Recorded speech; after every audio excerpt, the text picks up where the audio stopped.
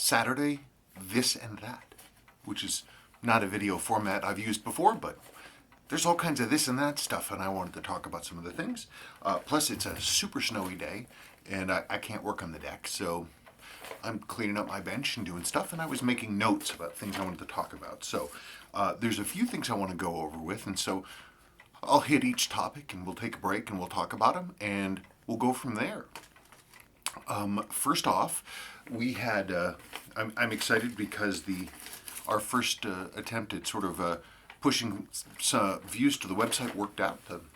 The Bullhead sold. It was picked up by a friend of a customer of ours, a repeat customer, Andy.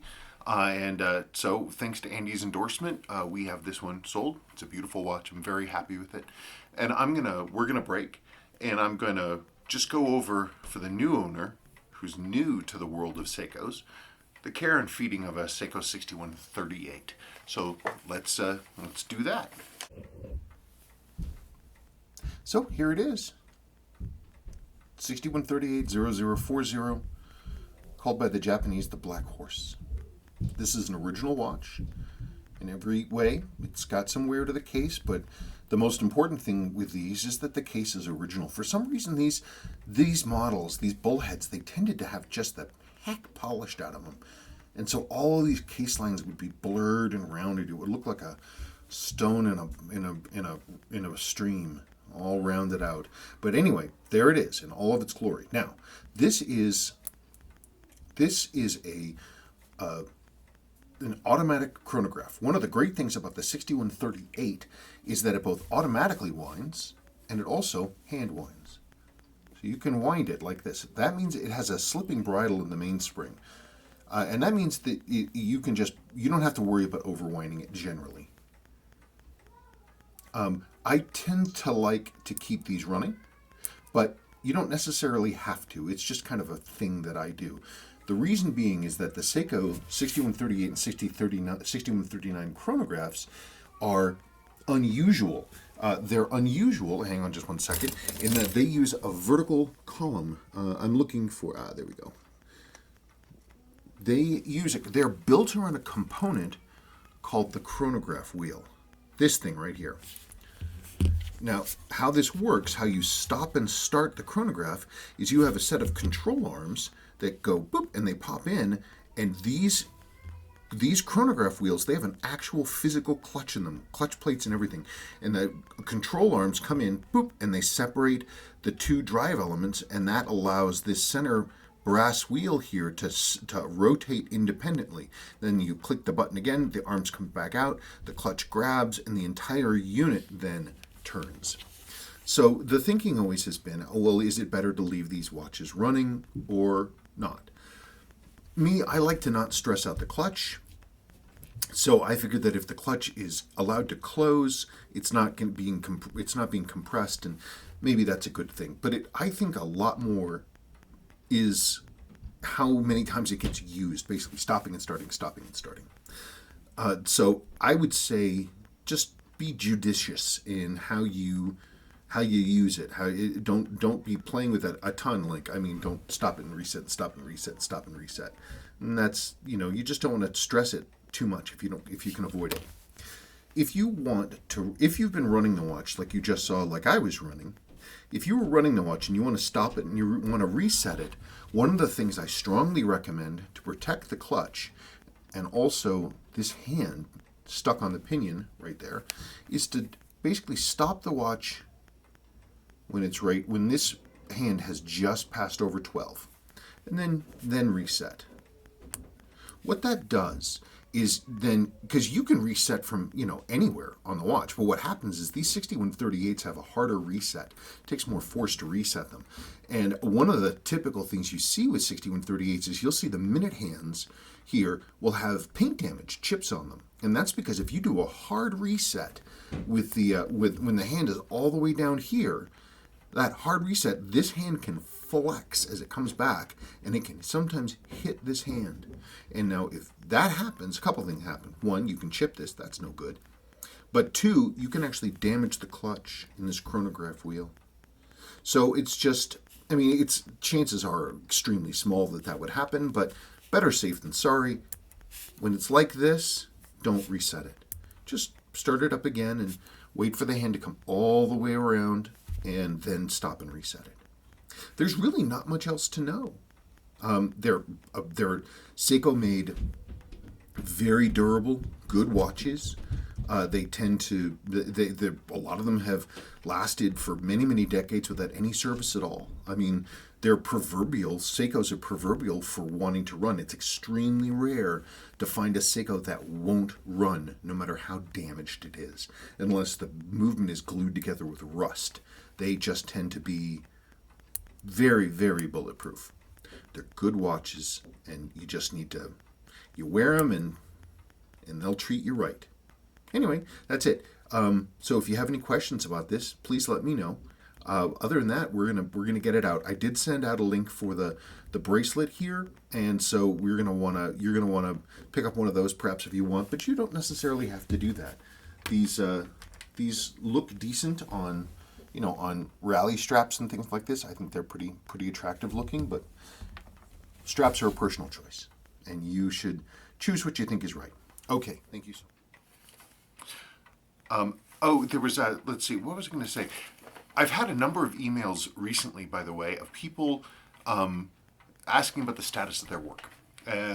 As many of you know, I'm not taking jobs right now because I'm so backed up.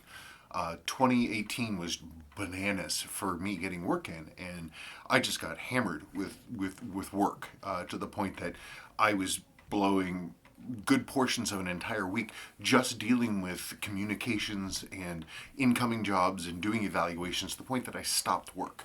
Okay, or I stopped taking work. Now, I'm still not taking work, but the fact is that this huge expanded customer base that I've got still takes up a lot of my time. So my turns, even turns that I stated like probably more than a year ago, they're getting pushed back. They have to get pushed back because I'm the only person here, and if something needs doing, I need to do it.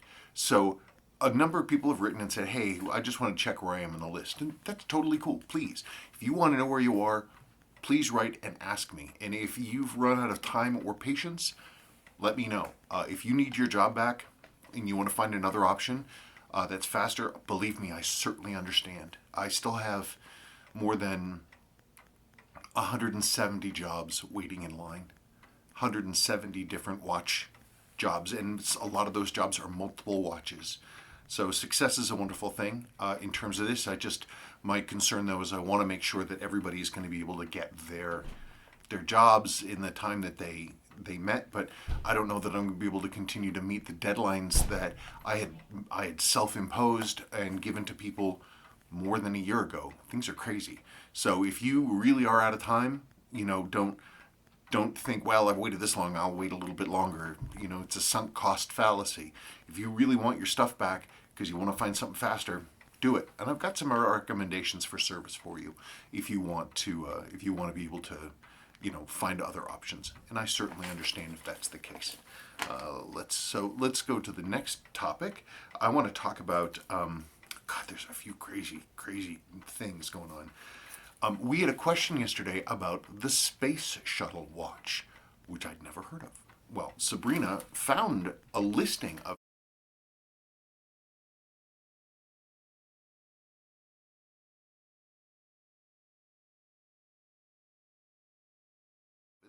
first the owner wrote me about it, and I've never heard of it before. It's a limited edition watch that is the one on eBay is new old stock. It has the caseback sticker and everything.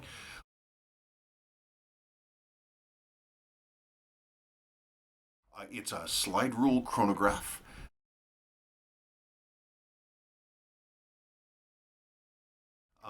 It quartz. It's a triple register with a date, and it is and it has a piece of the Shuttle Endeavour tile that's what the dial was made of.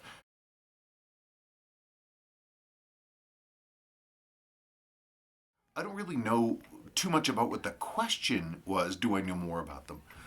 It's a Seiko limited edition. Seiko loves their crazy limited editions, and This is one of them. I don't know exactly when they were made. I haven't figured that out.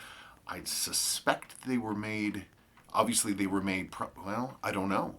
I don't know if they were made after the space shuttle program was discontinued or if they were something that happened in like the 90s.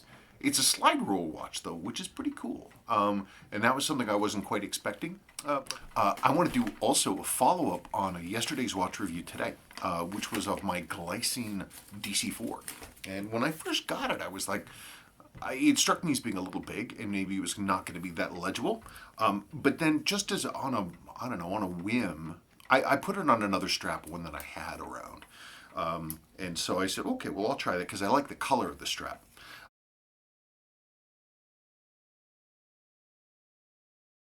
It's one of these more sort of modern, sort of more crude looking ones, the ones that have this sort of big stitching stuff, which I'm not necessarily a big fan of, but I love the color of the leather.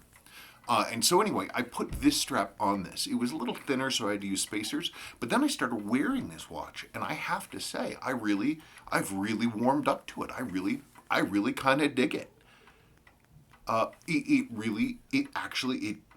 It works, and the hands are quite legible. I thought it was going to be kind of like the high polish hands on the Omega Speedmaster Broad Arrow reissue, where it's like unless you had the light in the right way, you couldn't really see the hands. This, because the hands are brushed, you can see it. It's also it's accurate. I had a little complaint. I was thinking about the lume, that it was dim, but then I realized Sabrina went to bed and I was reading my iPhone in the dark and I realized that the lume was fine. I could read the watch. So it's not blasting, blazing lume, but it's pretty cool. I don't know why I didn't realize this, that the 24-hour hand is separately settable. I should have known that. I didn't. So it's actually, you can set to multiple time zones. I'm actually really pleased with it. I've been just wearing it. The 24-hour hand, the GMT hand, is still misaligned, but that won't take me very long to set right. I just have to basically just set aside time and get that done. And I'll get that corrected, and I'm pretty happy with it. Pretty nice watch. I'm digging it. I think it's pretty neat. It's attractive to see on the wrist. Yeah, I mean, I'm pretty pleased with it. I really am. I think I don't know. I mean, I like things that have versatility. I understand the point of a GMT hand, but a lot of times when they're locked in place, it's just kind of like, well, it's an extra thing. And the fact that this, you turn the, gosh darn it, come on, do the thing. Where is it? Am I not out one click? Aha. No, yeah, you see you can adjust the date turning this way. Let's go back to the 17th. So you turn this way, counterclockwise, to get to the date.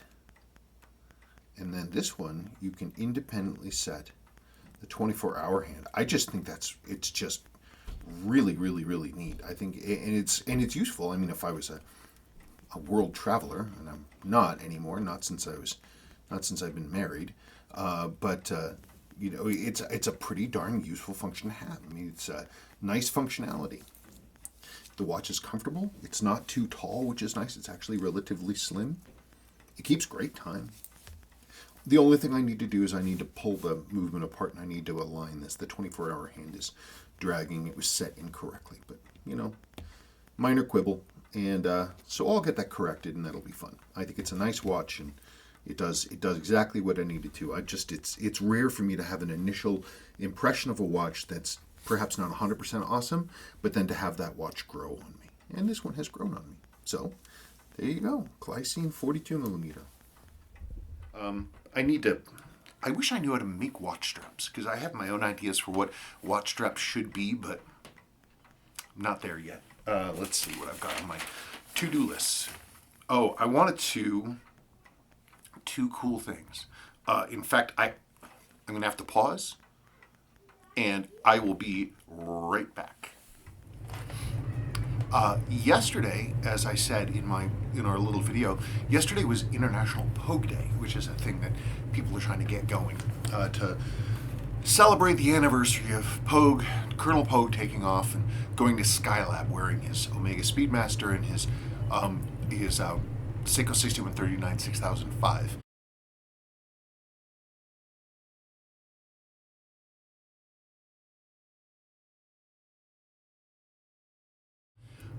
I've made this. I made these points many times before, but I don't think it hurts to make more of them. Unfortunately, there's some bad information circulating out in the world about what is or is not a Pogue.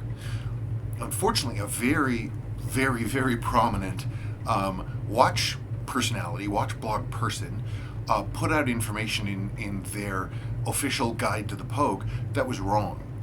They said that Pogue's watch was a 6139 6002.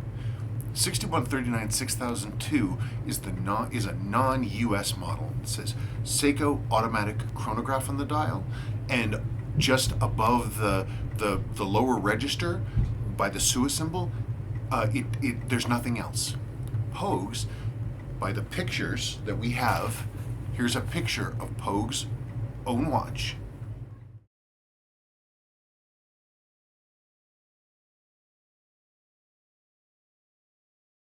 Now, if you look carefully at that watch, Pogue's watch says, all it says on the dial is Seiko automatic, and it has above the SUA symbol, it says 17J. Now, Pogue bought his watch at the Air Force Base where he was stationed. When he went down to the PX and he put it on layaway. He bought it in the United States. As far as I know, you get American watches in America and you get world watches elsewhere. He bought his in America, and the photograph of the watch in the auction is the American version. It's a 6139 6005. Many people will point out, they'll say, well, we've never seen a picture of the case back. We don't have a confirmation of what the model was. Okay, but every piece of information we have, every guidepost we have, points to it being the North American model, 6139 6005. There is another North American model, 6139 6009, but those were never, ever, ever made in anything except the blue dial with a notch case, period. That's it. They never made a gold version of that, so it has to be a 6139 6005 Resist. And it was made in September of 1971. That's it. The true Pogues were made from February 1971 through April of 1972. That is a true Pogue. This true Pogue of mine, was made in November 1971. And there it is. So that's talking about what is or is not a Pogue. I thought you might enjoy seeing a true Pogue, just so we can be very, very clear about what a true Pogue is or isn't. This is a true Pogue. Seiko automatic, water 70M resist, SUA symbol 17 joule. That's what it looks like. This is a true Pogue. This is an all original watch, and this is what good looks like. This is what they look like. The Pogues are interesting because they're one of the few times where Seiko violated their own rule, because the Pogues were introduced right during the switchover between the 6139A and the 6139B. The difference between the A and the B was the robustness of the chronograph wheel. It's one of the things they changed. They went from a lighter duty chronograph wheel to a heavier duty one because they were having a fair amount of failures. But normally, the A movements will always have a two-part hand. They'll be thinner, and they have a little sort of silver button in the middle. And the Bs have the non-adjustable one-piece hand like this. But with the Pogues, it's the only time I'm aware of, the first couple months they were made, they have A movements, but a B style sweep. And it's just one of those little things. Anyway, that's some more info on the Pogue. And that is what a Pogue is. If anybody tries to tell you that anything else is a Pogue, they're wrong. Pretty cool. Okay, on to the next subject. Something incredibly cool has happened. Now, I'm sure some of you know, but I'm sure a lot of you don't, and it doesn't matter either way if you don't know, because you're not supposed to know everything, neither am I. But I am, as far as I know, I don't know, I just don't know of anybody else who has this. Okay, the movie Aliens. Okay, everybody remember the movie Aliens, Sigourney Weaver, and aliens on the planet, and let's nuke it from orbit and that kind of thing. Those main characters, they all wore Seiko watches. Ripley wore this 7828 7000.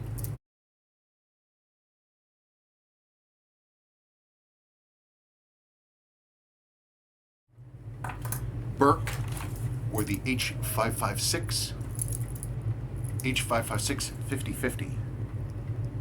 That's a rare watch. These are really super duper hard to find. Very proud because I was one of the two people. I was part of the team that identified this watch. Nobody knew what this watch model was before. The Colonial Marines wore this S234 501A, which is different than this model ever so slightly. Though there are stories that both of these versions were used. On the screen, all the buttons were black. This one has yellow buttons. Some people claim, though I haven't seen it, some people claim that you can see in some shots the Colonial Marines, they're wearing an example that has, you can see yellow wearing through black, that they painted it. Now we know that they did paint part of these things. They painted over the Seiko pulse meter, they painted over this button, that kind of stuff. Anyway, Colonial Marines, these are the two variants right there, very specific. Lance Hendrickson, who played Bishop, wore one of these. 7A28 6000. That is a Bishop.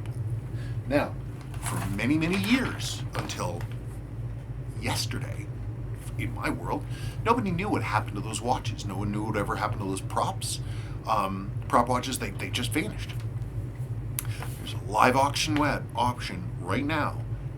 Someone is selling Bishop's watch, the prop that was used in his on his wrist in that movie.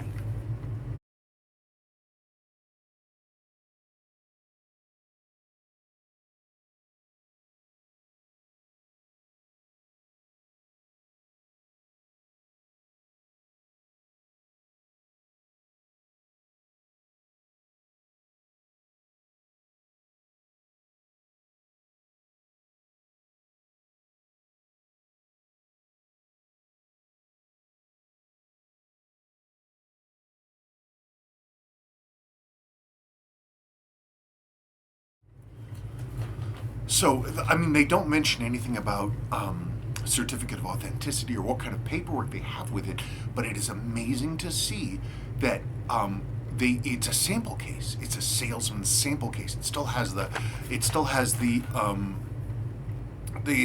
case pack sticker on it, and it had some modification. The center sections, the links were painted red.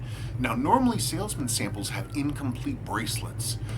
They usually, like this, they have these sort of like plastic tabs, but this center section's missing. But that watch is complete. He could wear it. So the question now we have a couple of answers. One of these prop watches has surfaced. Two, we know that at least one of them was a prop watch. Does that mean that they were all prop watches? Does that mean that they were all salesman samples? So I'm gonna have to go back and look at the screenshots and really get a sort of a feeling of what, whether we can see if the hands were at the sample hand setting time, which was 10:08 and 41 seconds, 41 or 42 seconds, something like that. You see that time, that means it was a sample watch. So that's going to be very cool to see.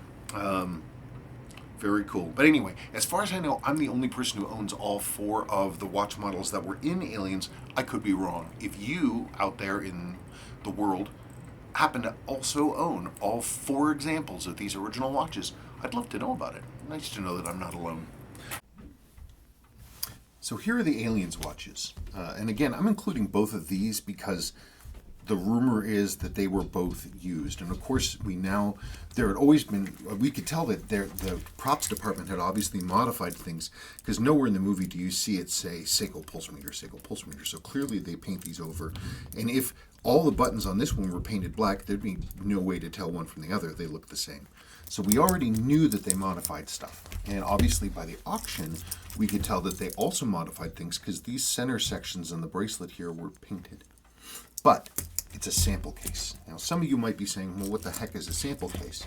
Other people, I'm sure, know what I'm talking about. Seiko, in the pre-internet, in the pre-old days, they wouldn't just, they would have salesmen actually go, and they would go to stores, and they would actually bring physical samples of what the watches that they were selling looked like. These are both salesman samples. You can see it's got the ends here, just like that. And you'll notice the time. 10:08 or 10:09, 42 or so. 10:08, 42. That's the sort of the official sort of sample time. Like all advertising pictures of Seikos look like this. This is, and they chose this time because it has the nicest balance and it shows off all the different things. So the key now is to look through all of the movies and the screenshots and see if this is what we're seeing. I think it's real hard to see Burke's watch. It's just hard to see those displays unless you really went at it. It might be easier to see if the hands are at this particular thing. But anyway, that is what a sample case looks like. Anyway, that's cool. Last thing, the watch sale, as I said, was a success. And we're going to keep trying to do that, maybe promote a watch a week and put stuff up and everything else like that. So I'm thinking that the next watch we're going to sell, it might be this Longines. I'm not sure. I kind of have I'm going back and forth on it. I wish I could service it without having to open the case back, but that's not possible. And it just, it's sort of, I don't know, I just haven't figured it out yet. But anyway, so this is one possibility. So if you're looking for a Longines, you let me know. And this might be going up on the website that's coming Friday. And I certainly have other watches too.